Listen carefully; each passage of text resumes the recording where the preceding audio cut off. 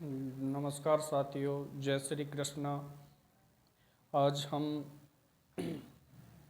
भारतीय संसदीय व्यवस्था यानी संसद के बिंदु के कॉन्सेप्ट को हम क्लियर करेंगे। इसके लिए देखिए, सभी जानते हैं कि राष्ट्रपति, राज्यसभा और लोकसभा से मिलकर के संसद का निर्माण होता है, हमारे देश की संसद बनती है। तो पूरी संसद का अवलोकन करें तो राष्ट्रपति की पूरी जानकारी, लोकसभा की पूरी जानकारी, राज्यसभा की पूरी जानकारी, लेकिन इन सब के ऊपर जो अपने देश में संसद है उसके भी कुछ विशेष बिंदु हैं जिन पर सिर्फ संसद का अधिकार है। उसके सामान्य कार्य क्या क्या हो सकते हैं वो हम देखेंगे। तो संसद को समझने से पूर्व मैं चाहूंगा कि इन बिंदुओं पर आपकी नजर रहे। जैसे संसद का सामान्य परिचय, संसद क्या है। दूसरी बात, इसमें बात करें तो हम राष्ट्रपति की जिम्मेदारियां, कार्य, स्थिति, इसके अध्यक्ष की, संसद के अध्यक्ष की स्थिति। चौथी बात है संसद के सदस्य,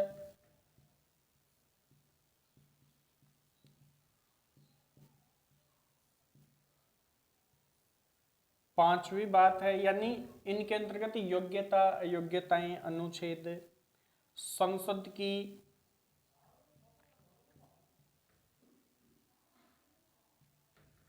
कार्य प्रणाली,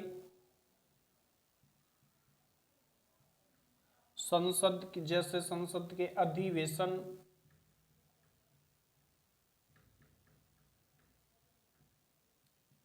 संसद के अधिवेशन। सातवां ले सकते हैं अपन कार्य प्रणाली के दौरान जो प्रश्नकाल होते हैं वो इसमें आ जाएंगे। और सातवां ले सकते हैं संसद का विघटन। तो ये तो मुख्य जानकारी में आ जाते हैं। आपके 7 बिंदुओं के द्वारा हम इस संसद को देखने की कोशिश करेंगे, समझने की कोशिश करेंगे। तो देखते हैं संसद। देखिए, इन 7 बिंदुओं को दिमाग में रखना है। अब सबसे पहला बिंदु है अपना, वो है संसद का सामान्य परिचय अथवा संसद की सामान्य जानकारी। तो संसद क्या है? संसद अपने देश में जो भी शासन व्यवस्था चल रही है, इसकी व्यवस्था हो रही है, देश सुचारू रूप से अपना कार्य कर रहा है, जो व्यवस्था बना रहा है, वो सभी कार्य संसद में निहित होते हैं।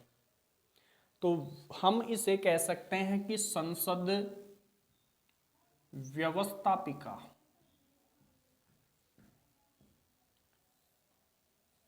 में शामिल है। संसद किस में शामिल है? व्यवस्थापिका में शामिल है। पहली बात, जो संसद की प्रेरणा ली गई थी, वो संसद की प्रेरणा ली गई थी ब्रिटेन से। ब्रिटेन से प्रेरणा ली गई थी। और जो शासन व्यवस्था है, ये इसे याद रखना, संसद की प्रेरणा ब्रिटेन से, और जो अपनी संघात्मक शासन व्यवस्था है वो कनाडा से। संघात्मक शासन व्यवस्था कनाडा से ली गई है। संसद का से संसद की प्रेरणा ब्रिटेन से मिली है। अब देखते हैं संसद की संवैधानिक स्थिति। संवैधानिक स्थिति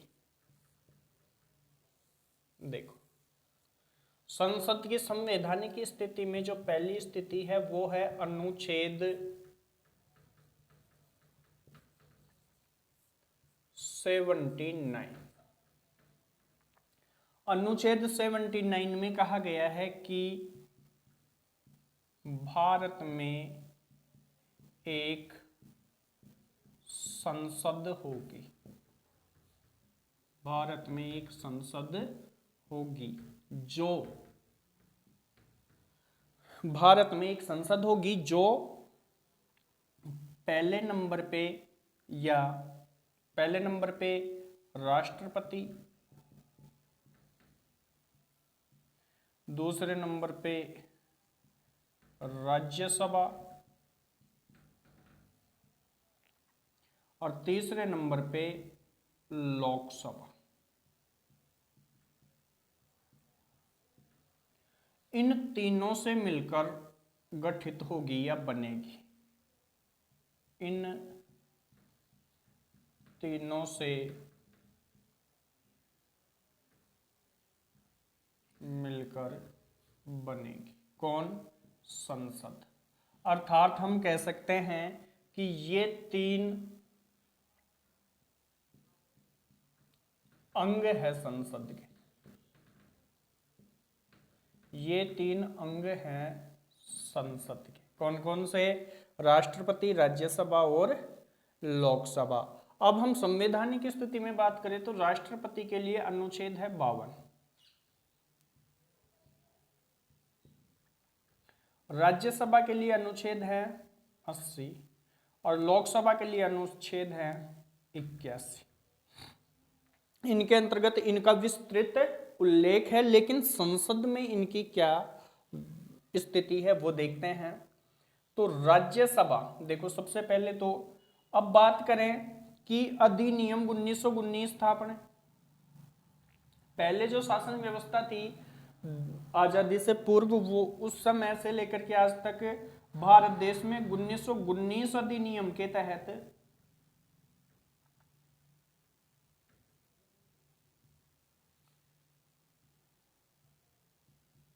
द्विसदनात्मक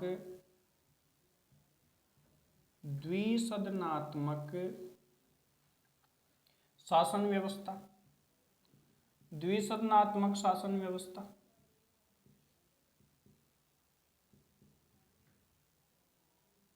है। अब द्विसदनात्मक शासन व्यवस्था से क्या तात्पर्य है? तो देखिए, राष्ट्रपति एक पद है जो देश का सर्वोच्च शक्तिशाली पद है। राज्यसभा एक सदन और लोकसभा एक सदन, ये दो सदन मिलकर के शासन करते हैं। राष्ट्रपति को संसद का अभिन्न अंग बनाया गया था और किसकी सिफारिश पर? एन गोपाल स्वामी की सिफारिश पर। तो यहां नोट डाल देंगे कि राष्ट्रपति को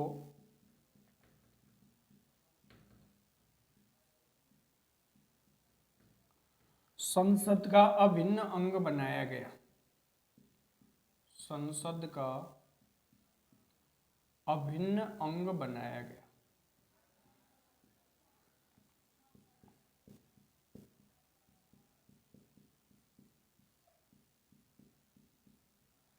एन गोपाल, मोस्ट क्वेश्चन बन जाता है आपका, एन गोपाल स्वामी की सिफारिश पर।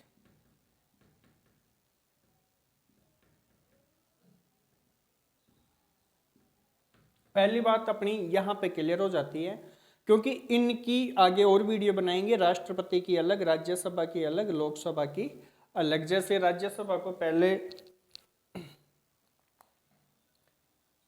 काउंसिल ऑफ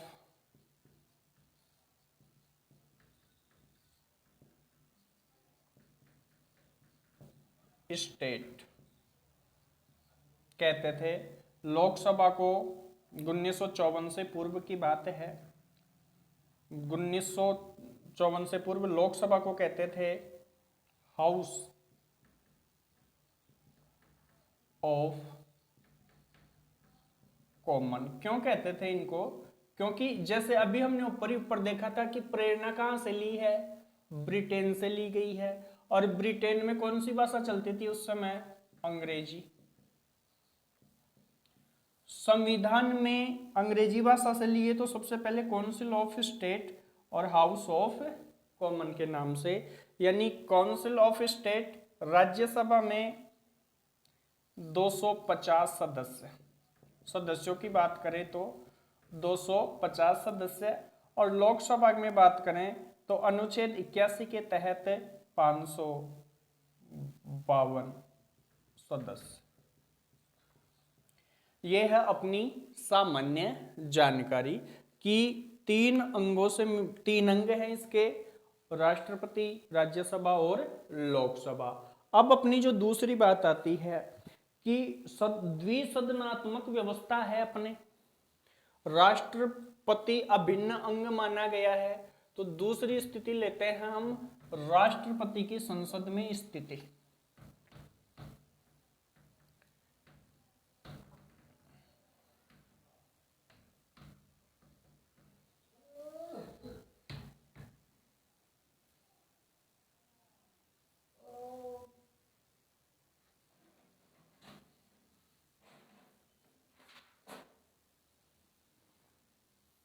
देखिए,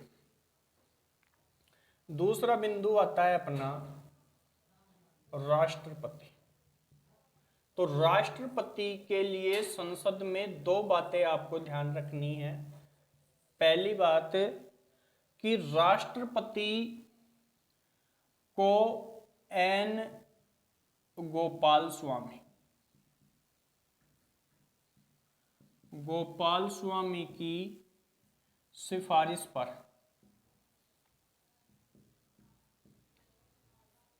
संसद का अभिन्न अंग बनाया गया। संसद का अभिन्न अंग बनाया गया। अब विशेष बात क्या है, क्यों बनाया गया? राज्यसभा व लोकसभा दोनों सदनों का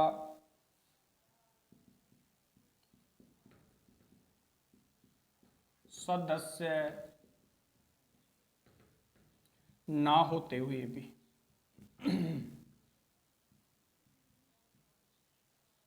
पहली बात तो ये ध्यान में रखनी है कि राष्ट्रपति ना लोकसभा का सदस्य है और ना ही राज्यसभा का सदस्य है, लेकिन फिर भी एन गोपाल स्वामी की सिफारिश पर इसे संसद का अभिन्न अंग बनाया गया। दूसरी बात आपको याद रखनी है, वो ये रखनी है कि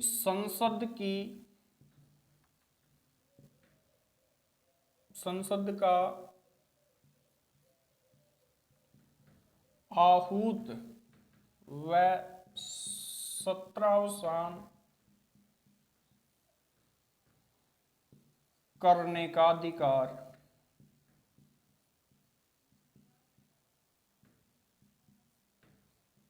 संसद के अध्यक्ष को ना होकर, संसद के अध्यक्ष का ना होकर राष्ट्रपति को होता है। राष्ट्रपति का होता है। ये 2 बात संसद के लिए राष्ट्रपति की हमें विशेष रूप से ध्यान रखनी है। तीसरी बात करें तो अब बात आती है तीसरे नंबर पे इसका अध्यक्ष, संसद का अध्यक्ष।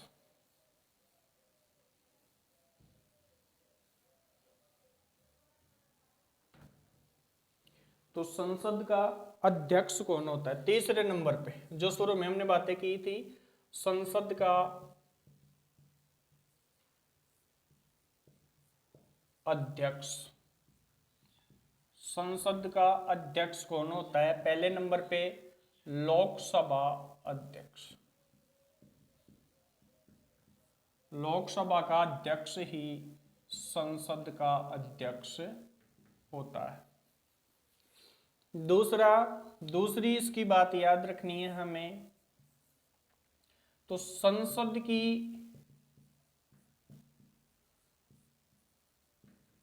बैठक को स्थगित करने का अधिकार इन्हें है।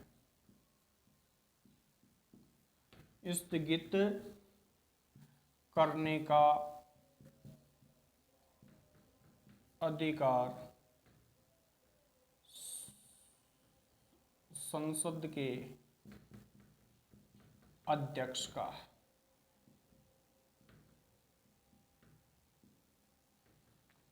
इस प्रकार हम देखते हैं कि संसद का अध्यक्ष कौन होगा। अब यदि इसकी योग्यता की बात करें, हम इस बिंदु को आगे बढ़ाएं तो लोकसभा का अध्यक्ष, लोकसभा के अध्यक्ष की जो हम आगे वीडियो बनाएंगे उसके अंतर्गत जो इसकी योग्यताएं होंगी वो ही संसद के अध्यक्ष की योग्यताएं होंगी। अब देखते हैं संसद के अधिवेशन, जो अपना चौथा बिंदु है, संसद के अधिवेशन। चौथा बिंदु संसद अधिवेशन। संसद के अधिवेशन कब कब होते हैं? तो संसद के अधिवेशन के लिए ध्यान रखेंगे संसद के कुल अधिवेशन है 3, और याद रखने के लिए आप इसको कर सकते हो BMC अपने हिसाब से, और BMC से तात्पर्य है B4 M4 और C4। 3 प्रकार के हो जाते हैं। पहला है बजट अधिवेशन,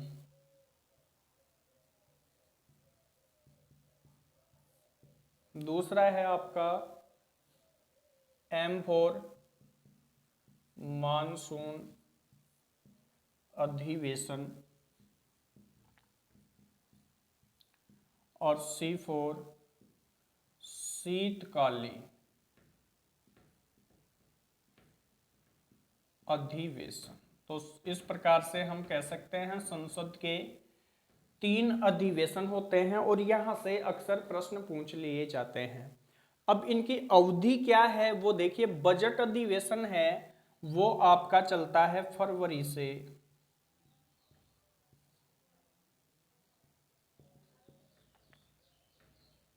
मई, ये चलता है जुलाई से सितंबर,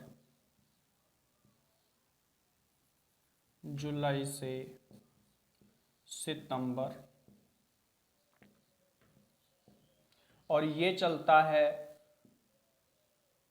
नवंबर दिसंबर, नवंबर टू दिसंबर। इस प्रकार संसद के अधिवेशन चलते हैं। अब इन अधिवेशनों से तात्पर्य, जो मुख्य बात याद रखनी है वो आपको याद रखनी है कि एक वर्ष में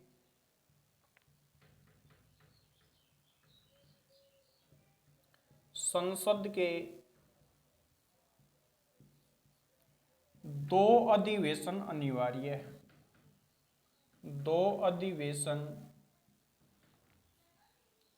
अनिवार्य है, और दोनों अधिवेशनों के मध्य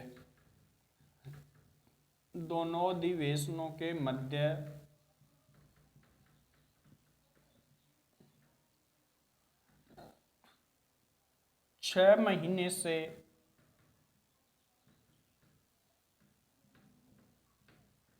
अधिक अंतराल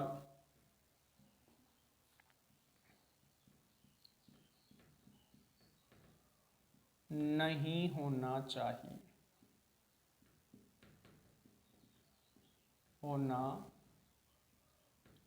ये अधिवेशनों की है अपने मुख्य बात है BMC।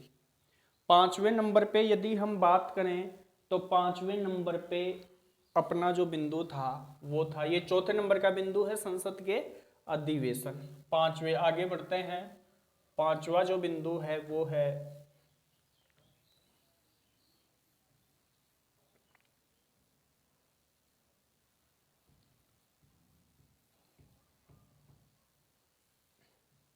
संसद सदस्य की योग्यताएं।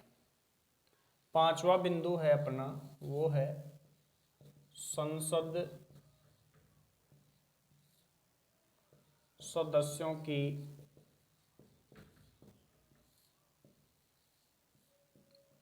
योग्यताएं।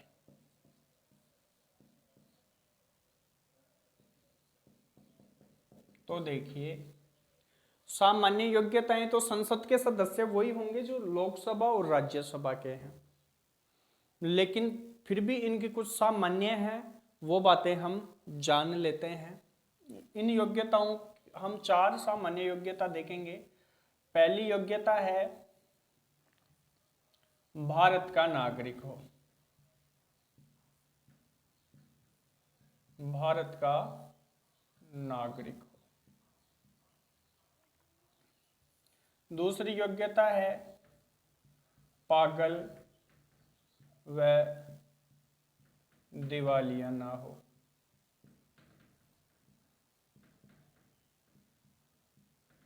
तीसरी विशेषता है लाभ के पद पर कार्यरत ना हो। और चौथी विशेषता है, जहां से अक्सर पूछ लिया जाता है कि 2 वर्ष से ज्यादा, 2 वर्ष से ज्यादा कारावास में ना रहा, 2 वर्ष से ज्यादा कारावास में ना रहा हो। ये जो बातें हैं वो हमें अनुच्छेद 84 देता है, 84 बताता है। इसके बावजूद भी इसका तोड़ दे रखा है अनुच्छेद 101/102। क्या कह रखा है कि यदि इन अयोग्यताओं के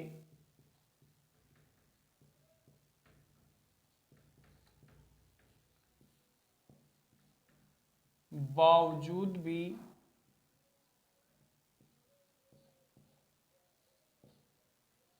संसद सदस्य चुन लिया जाता है, संसद सदस्य चुन लिया जाता है,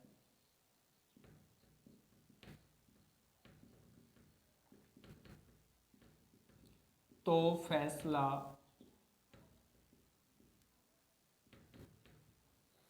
राष्ट्रपति करेगा। फैसला कौन करेगा? राष्ट्रपति, निर्वाचन विभाग की सलाह से। मोस्ट क्वेश्चन बनता है निर्वाचन विभाग की सलाह से। इस प्रकार से संसद सदस्यों की योग्यताएं अनुच्छेद 84 में है। इन अयोग्यताओं के बावजूद भी संसद का सदस्य चुन लिया जाता है, तो राष्ट्रपति अपने सुविवेक से निर्वाचन विभाग की सलाह से इन पर फैसला लेगा। उसके बाद जो अपना नेक्स्ट बिंदु आता है वो है संसद की कार्य प्रणाली।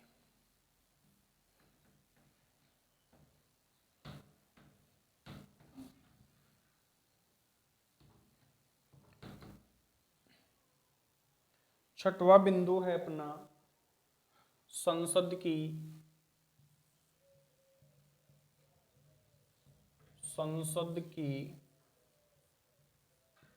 कार्य प्रणाली। तो संसद की कार्य प्रणाली कैसी होती है? सबसे पहले संसद का कार्य कौन सी भाषा में होता है? पहले बिंदु पे ले अपन भाषा। तो भाषाएं 3, पहली हिंदी, दूसरी अंग्रेजी और तीसरी है मातृभाषा। ध्यान रहे, मातृभाषा के लिए द्विभाषक की अनिवार्यता है।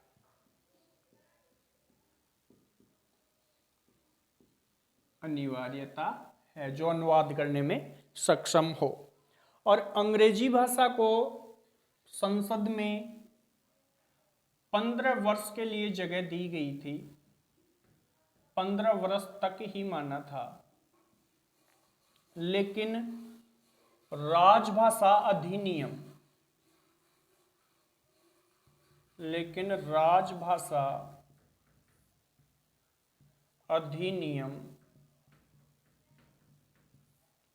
1963 के दौरान इसे बढ़ा दिया गया।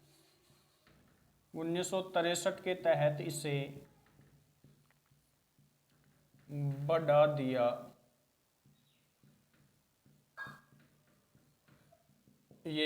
तो इस प्रकार से भाषा हिंदी अंग्रेजी मातृभाषा में होगा इसका कार्य। दूसरी बात यदि हम करते हैं तो समय के आधार पर कार्य प्रणाली को देखें तो सबसे पहले इसका जो समय है 11 से 12 तक का समय कहलाता है प्रश्नकाल।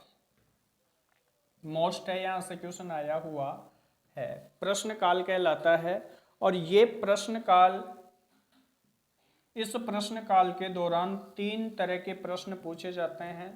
पहला तारांकित प्रश्न, दूसरे नंबर पे अतारांकित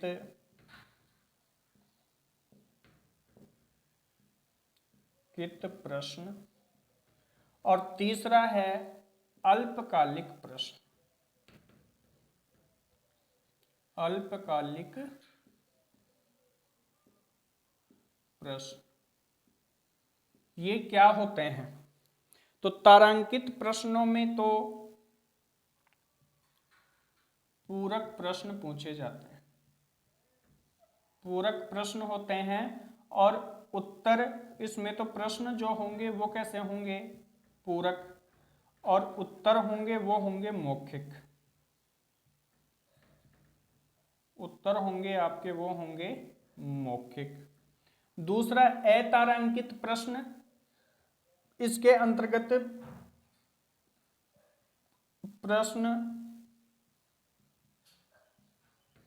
प्रश्नों की जो प्रकृति है वो पूरक नहीं होंगे, पूरक प्रश्न नहीं होंगे। उत्तर लिखित। और तीसरा है अल्पकालिक प्रश्न। तो इन प्रश्नों के उत्तर के लिए 6 से 10 दिन तक का समय दिया जाता है, यानी लगभग 6 से 10 दिन तक का समय दिया जाता है।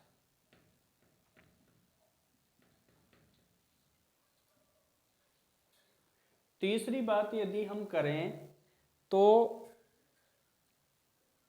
मातृभाषा प्रश्नकाल, प्रश्नकाल के बाद 11 से 12 तक प्रश्नकाल, और 12 से 1 का जो समय है, 12 से 1 का समय, ये समय होता है मोस्ट है। यहां से कई बार प्रश्न पूछा जा चुका है कि 12 से 1 का जो समय होता है वो समय शून्यकाल कहा जाता है। शून्यकाल का समय होता है। और सबसे अच्छी बात है कि 1953 में ये भारत की ही उपज है। ये शून्यकाल है वो भारत की ही उपज है, जो कब हुई थी? 1952 में। आज और वर्तमान तक जारी है, और वर्तमान तक जारी है।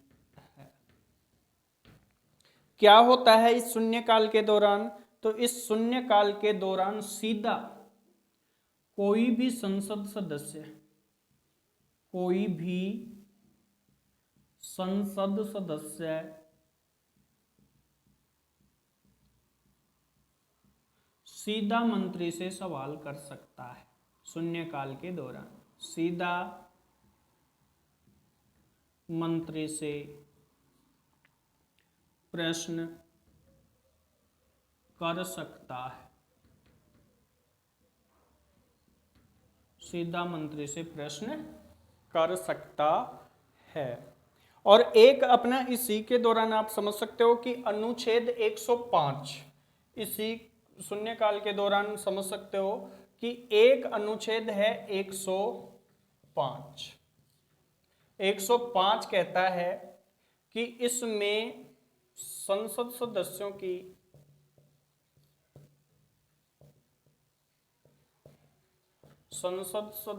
की भाषण देने की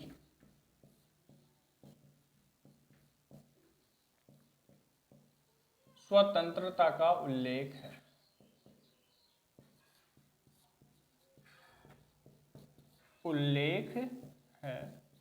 और सिर्फ न्यायाधीश को छोड़कर, यह बात ध्यान रखना, न्यायाधीश को छोड़कर। इस प्रकार हमने संसद की जो कार्य प्रणाली है, छठवां बिंदु था संसद की कार्य प्रणाली थी, उसके बारे में भाषा की जानकारी, प्रश्नकाल की जानकारी और शून्यकाल की जानकारी हमें रखनी है। अनुच्छेद 105 को ध्यान में रखना है।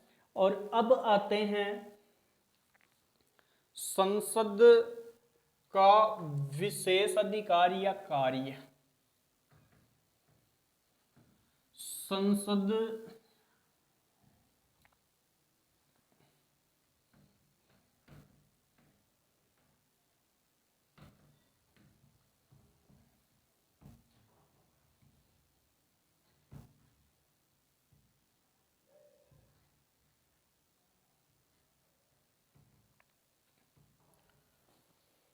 तो सातवां बिंदु है वो है अपना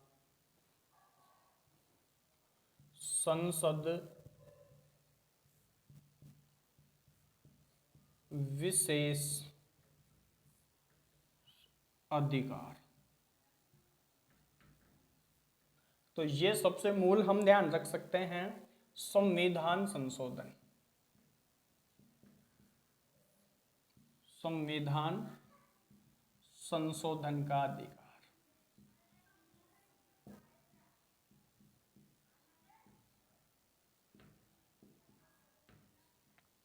जो भी 3 प्रकार से हो सकता है, एक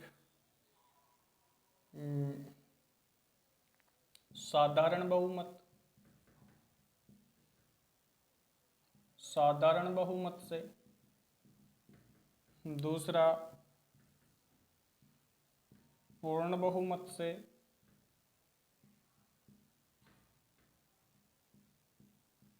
और चौथा है विधायिकाओं के द्वारा। विधायिकाओं के द्वारा। और अंतिम यदि हम बात कर सकते हैं तो कर सकते हैं कि इसका विघटन कौन करे। संसद का विघटन। संसद का विघटन। तो संसद से संबंधित विघटन की जो शक्तियां प्राप्त हैं, वो शक्तियां प्राप्त है लोकसभा से संबंधित। लोकसभा से संबंधित, यानी लोकसभा इसका विघटन करे, ये इससे संबंधित है। इस प्रकार से हमने आज संसद को विशेष रूप से समझने की कोशिश की है। जो संसद का भवन है वो नई दिल्ली में रायसीन की पहाड़ी पर स्थित है। संसद भवन है वो कहाँ है? दिल्ली में। और दिल्ली में भी एक पहाड़ी है, रायसीन की पहाड़ी, वहां पे संसद भवन स्थित है। इस प्रकार हम संसद के बारे में इतनी जानकारी मिलने के बाद अब जो संसद के महत्वपूर्ण अंग हैं उनको हम विस्तृत रूप से पढ़ेंगे। राष्ट्रपति को पढ़ेंगे, राज्यसभा को पढ़ेंगे और लोकसभा को पढ़ेंगे। जय हिंद, जय भारत।